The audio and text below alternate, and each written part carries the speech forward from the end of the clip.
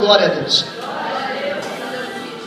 Queridos e amados irmãos, em Cristo Jesus, nosso Senhor, nesta noite nós estamos felizes por estar mais uma vez na presença de Deus, por este grande privilégio, porque nós não somos dignos, erramos, pecamos todo dia, mas a misericórdia do Senhor é a causa de nós não sermos consumidos.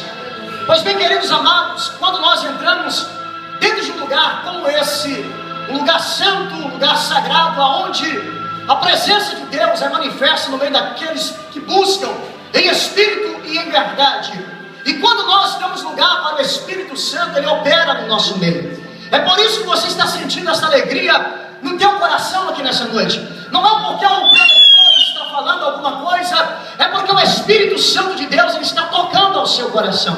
E quando eu abro a Bíblia Sagrada em qualquer um desses livros, eu começo aqui a entender a suntuosidade do Espírito Santo. Eu paro aqui para entender a preocupação de Deus em manter a sua igreja de pé sobre a face da terra. Quando nós começamos a meditar dentro da Bíblia Sagrada, nós vemos aqui que Deus ele tem um projeto e tem um propósito na vida de todos aqueles que te buscam com sinceridade, daqueles que te buscam em espírito e em verdade. E quando eu comecei a meditar nessa palavra, em que nós acabamos de ler no capítulo 19 do livro de Dr. Lucas, no versículo de número 10, eu vejo aqui um versículo que nos dá um respaldo muito profundo dentro da Bíblia Sagrada, aonde nós vemos a revelação do nosso Deus para a nossa vida, mostrando um grande amor e uma grande preocupação em mudar a história da humanidade. Todos nós sabemos que com o passar do tempo, o povo foi se corrompendo, o povo foi perdendo contato com Deus, o povo foi perdendo a intimidade com o Espírito Santo, e isso fez com que o Espírito de Deus se afastasse da humanidade. E o que eu começo a entender aqui nessa palavra é que um belo dia a Bíblia relata que Deus ele levanta um profeta sobre a terra por nome de Isaías. Era um jovem ainda que estava começando o seu ministério, era um jovem cheio do Espírito Santo, e todos aqui conhecem no capítulo 6 desse livro do profeta Isaías, que chega um certo tempo do seu ministério, da sua chamada, da obra que Deus tem na sua vida.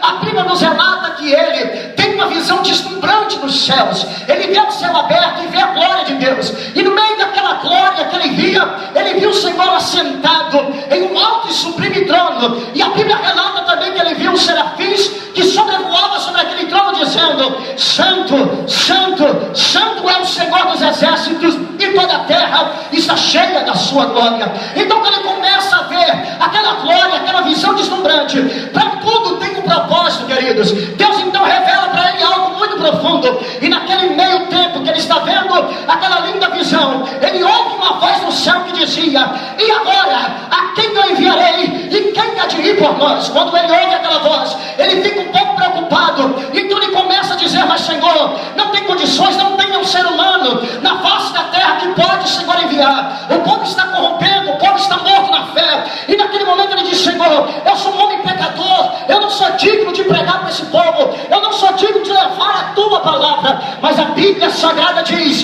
que quando ele estava questionando com Deus, naquele momento saiu um daqueles serafins que sobrevoava sobre o trono de Deus, e ele traz sobre a tua mão uma brasa tirada do altar de Deus com uma tenaz. E quando ele traz aquela brasa, a Bíblia diz que ele vai até os lábios do profeta Isaías e ele toca. Quando ele toca sobre os seus lábios, ele fala: olha, purificado foi o teu pecado, agora você está limpo, agora você está sendo preparado para a chamada. Então naquele momento, quando ele olha para o céu novamente, que ele torna a ouvir aquela voz dizendo: e agora, quem eu me enviarei? A quem é de por nós? Eu fico imaginando naquele momento Jesus levantando o trono, filho, dizendo: Pai, eis-me aqui, envia-me a mim. Quando Jesus fala aquela palavra, aquilo desce como algo profético, como a revelação aos ouvidos do profeta Isaías, e ele repete a mesma palavra que Jesus diz no céu. Ele diz: Senhor, eis-me aqui, envia-me a mim. Sabe o que eu entendo com essa palavra, queridos irmãos? Eu quero abrir um parênteses aqui nessa noite e dizer: tem muitos que estão corrompendo, muitos estão parando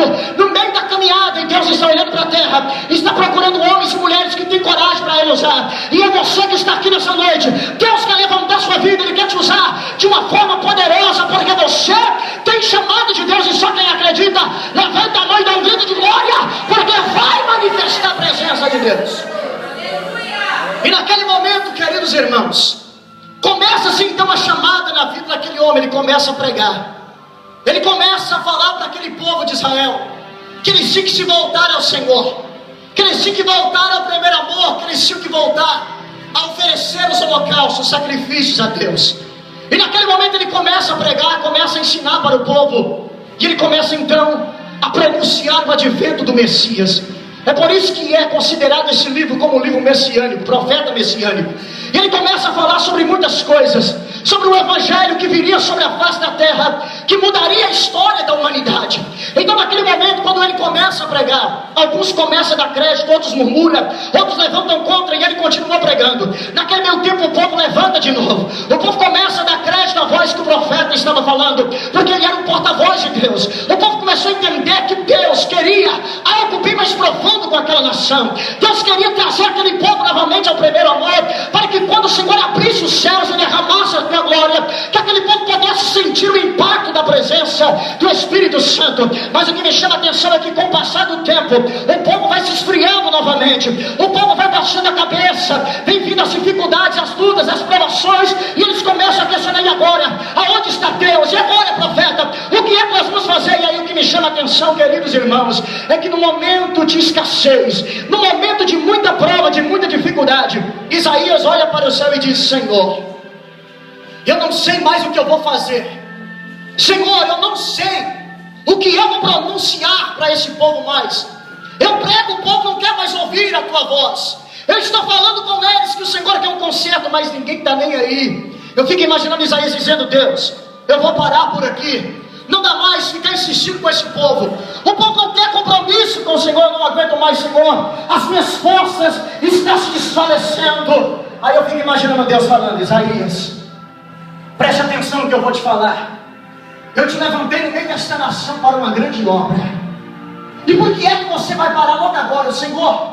Mas é porque eu não aguento. Aí Deus fala com ele, lá no livro do mesmo profeta Isaías, no capítulo 40, versículo de número 31. Os que esperam no Senhor renovarão as tuas forças, subirão com asas como águias, correrão e não se cansarão, caminharão e não se fatigarão. O Senhor está falando: Isaías, levanta a tua cabeça, profeta, porque você vai passar voando em cima desta prova. Levanta a tua cabeça, porque não vai fatigar a tua vida, você não vai se cansar, porque eu, Senhor, te escolhi para a minha obra, e eu garanto a vitória. Eu quero dizer para você que nessa noite que está pensando em desistir, que está pensando em parar porque a luta é grande, a prova é demais, Deus está no controle da situação, e no momento certo Ele mudará a tua história, e Ele vai provar para você que quando Ele promete, Ele cumpre com a sua palavra. Só quem acredita, abre a porta para glorificar aquele que fez os céus e a terra. Isaías levanta a cabeça novamente: tudo bem, já que o Senhor está falando que é comigo, que eu vou caminhar, não vou me fadigar, então tá bom, Senhor, eu vou continuar. E ele prega novamente, ele ensina novamente. Por um certo período o povo começa a dar crédito de novo à palavra de Deus.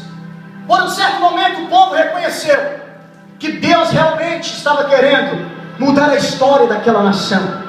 O povo começou a reconhecer que aquele profeta era um homem de Deus. Sabe o que eu entendo com isso? É que Deus se levantou nessa terra para você fazer a diferença. Deus se levantou nessa terra para você pronunciar o evangelho da salvação. Por maior que seja a luta, a dificuldade, por mais que muitos vão levantar contra a sua vida, contra o seu ministério, alguns vão te chamar de mentiroso, vão te chamar de exaltado, outros vão falar que você está querendo se aparecer. Não se turbe o vosso coração, crede em Deus, porque foi Ele que te chamou. Não importa, pode levantar o inferno contra a sua vida. A Bíblia diz que 1000 está ao teu lado, 10.000 à tua direita, mas você não será atingido. Se foi Ele que te chamou, Ele é fiel para garantir a sua vitória.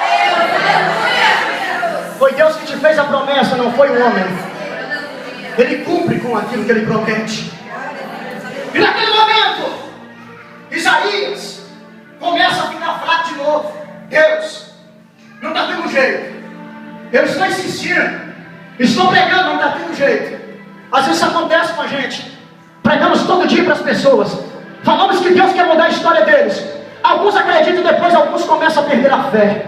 Depois alguns passam a não acreditar naquilo que você prega mais, porque porque as lutas são grandes, as dificuldades são maiores. Mas eu quero dizer uma coisa para você: continue pregando, continue perseverando, porque foi Deus que te chamou. Numa hora certa, Deus vai trabalhar no coração daqueles que te ouvem. Você vai ver que não é o ser humano que convence o homem do pecado e juízo. Não é o ser humano que muda a história do outro que convence o homem do pecado